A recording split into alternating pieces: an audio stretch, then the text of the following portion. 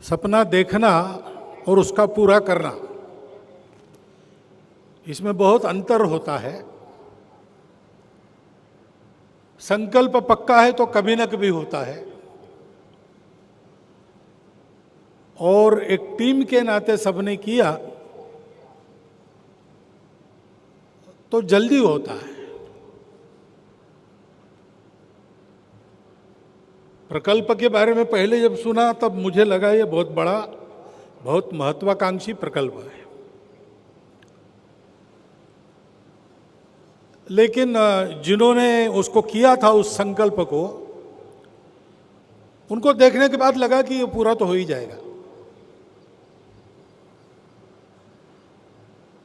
बीच का कुछ कोरोना का कालखंड गया, इसलिए थोड़ा अधिक समय लगा, परंतु एक उत्तम प्रकल्प, समाज की आवश्यकता पूर्ण करने वाला प्रकल्प, मन की भावना से जिसको खड़ा किया गया है, ऐसा प्रकल्प यहां पर खड़ा हुआ है। और इसलिए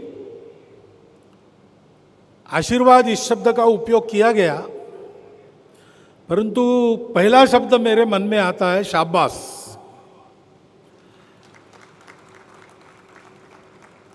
संघ के स्वयंसेवक कुछ ऐसा जब काम करते हैं, मिलकर करते हैं, उत्तम करते हैं, तो बहुत अच्छा लगता है। कैसा अच्छा लगता है वो संघ के स्वयंसेवक ही जाने। पटना में था तब वहां पर एक विमान गिर गया बस्ती में ही आके। कुछ साल पहले की घटना याद आती होगी आप लोगों को। तो सीधा प्रभात शाखाओं को विकिरण देकर सबसे पहले वहाँ स्वयंसेवक पहुँचे। उन्होंने वहाँ सारी मदद की और इतना अच्छा काम किया कि बाद में शरद यादव जी मंत्री थे उस समय, नागरिक उड्डयन मंत्री, वो आए तुरंत, और वो ब्लैक बॉक्स की खोज चल रही थी। तो वहाँ मिलिट्री के लोगों को उन्होंने बताया कि वो जो हाफ पैंट पहन के आने वाले लोग हैं ना, उनको आप आने दो, क्योंकि उनके आने से ब्लैक बॉक्स जल्दी मिलेगा। तो ये सुनकर और उन्होंने जो काम किया उसको देखकर, मैं वहाँ था उस समय, तो मुझे बहुत कृतकृत्यता का अनुभव हुआ। ऐसा ही आज मुझे लग रहा है, क्योंकि ये कहा गया कि इस प्रकल्प के पीछे संघ खड़ा है, लेकिन संघ खड़ा क्या है, करने वाले संघ होकर काम करते हैं, तो अपने आप संघ उसके पीछे खड़ा हो जाता है। और स्वयंसेवक के टीम वर्क का एक उत्तम उदाहरण इस नाते मैं इसको देखता हूं। इस प्रकल्प को डॉक्टर आबाजी थत्ते का भी नाम दिया गया है और उनका एक रेखा चित्र भी अंदर लगाया गया है।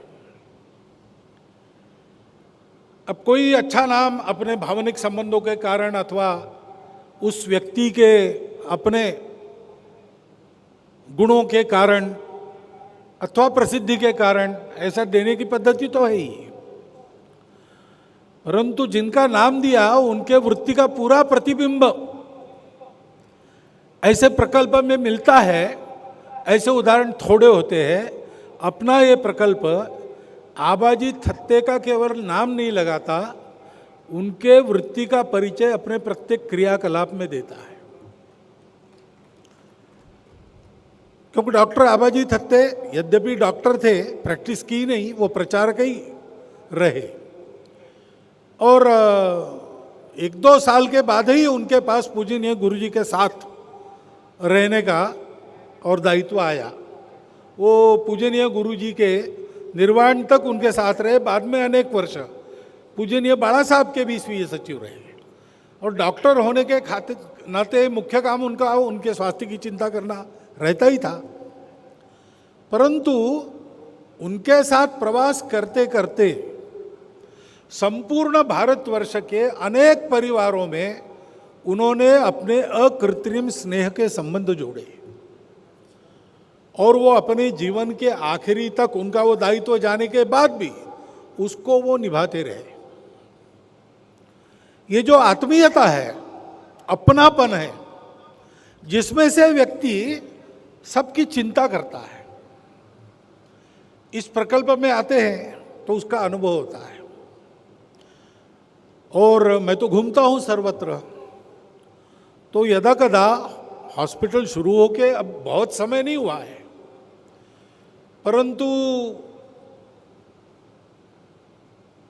ऐसे प्रांतों में जहां से यहां लोग आते, वहां जाने पर कोई ना कोई मिलता है जो बताता है कि हम वहां गए थे, अपने किसी को ले गए थे, या स्वयं मैं गया था।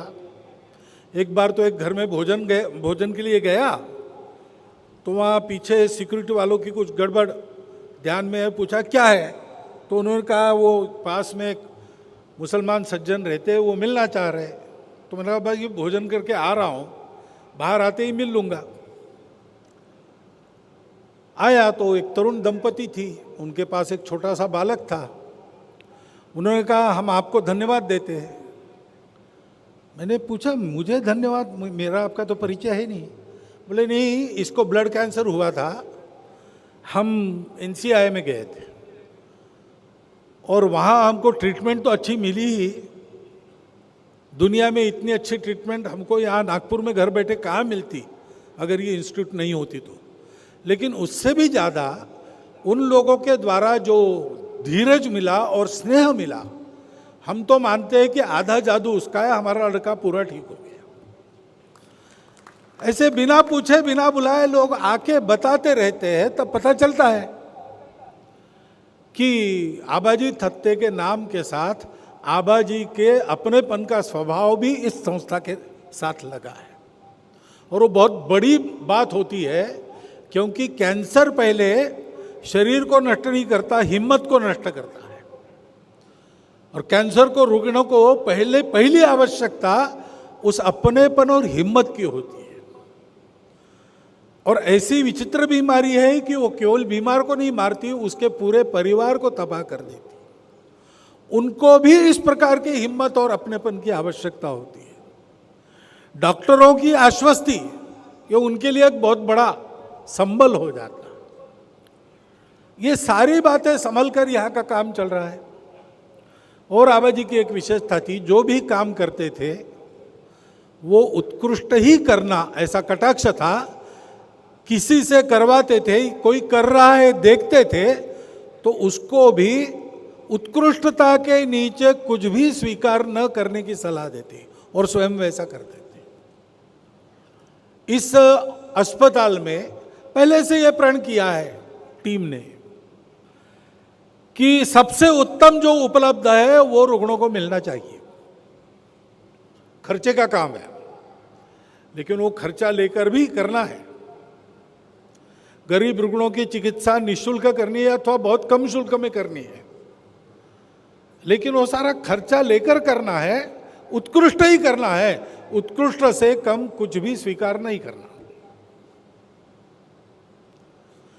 और ये जो काम करते समय टीम वर्क का परिचय दिया है, उसका भी काम है। क्योंकि अभी तो ये ऐसा खड़ा हुआ है, ये आगे चलेगा, चलना चाहिए, उसी प्रकार चलना चाहिए। अभी जैसा चल रहा है वैसा ही चलना चाहिए। चलता तब रहता है जब एक के बाद एक टीमें उसको संभालती रहती कालांतर में। और जो लोग एक टीम बनकर काम करना जानते हैं, वो काम करते करते लोगों का सहयोग लेना और सहयोग में से सहयोगियों को खड़ा करना, ये भी जानते हैं। इसलिए मेरा विश्वास है कि जिस वृत्ति से इसको खड़ा किया गया है, उसी वृत्ति से यह अस्पताल आगे तक चलता रहेगा। चलते रहने की आवश्यकता है, क्योंकि स्वास्थ्य ये एक मूलभूत आवश्यकता है, शिक्षा ये भी मूलभूत आवश्यकता है। और समाज उसके बारे में अब शिक्षित हुआ है, इसलिए सब लोग स्वास्थ्य और शिक्षा चाहते हैं। और उसके लिए कुछ भी करने के लिए तैयार रहे थे। अब स्वास्थ्य और शिक्षा के लिए जो करना है वो शासन प्रशासन तो कर रहा है, परंतु अकेले उनके करने से ये गोवर्धन उठाया नहीं जाएगा, क्योंकि ये सबकी आवश्यकता है। 148 करोड़ के समाज की आवश्यकता है, और इसलिए समाज की ओर से प्रयास खड़े होने चाहिए, जैसे ये एनसीआई खड़ा हुआ है। वो प्रयास खड़े करते समय आवश्यकता जिनकी है, जिनके लिए प्रकल्प है, उनको ध्यान में रखकर सारी बातें होनी चाहिए। जैसा इस बिल्डिंग के कंस्ट्रक्शन से लेकर तो यहां चलने वाले उपचार तक सब बातों में ध्यान में आता है, और इसमें सबका सहयोग भी चाहिए। वो हमारा जिम्मा है। यह प्रकल्प बहुत परिश्रम करके, बहुत साहस करके, उत्तम टीम वर्क को करते हुए परिणाम तक लाया गया है, और आगे भी चलेगा। इस प्रकार का बीजारोपण यहां पर हुआ है।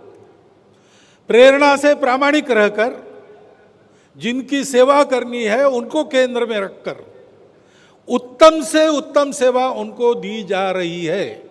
ये बहुत अच्छी बात हम सबके लिए है, हम सबको उसका आनंद है। लेकिन साथ साथ हमको ये भी जानना होगा कि हम सब लोगों का दायित्व है कि इसमें कई बातें हमको भी करनी पड़ेगी, हमको भी करनी पड़ेगी।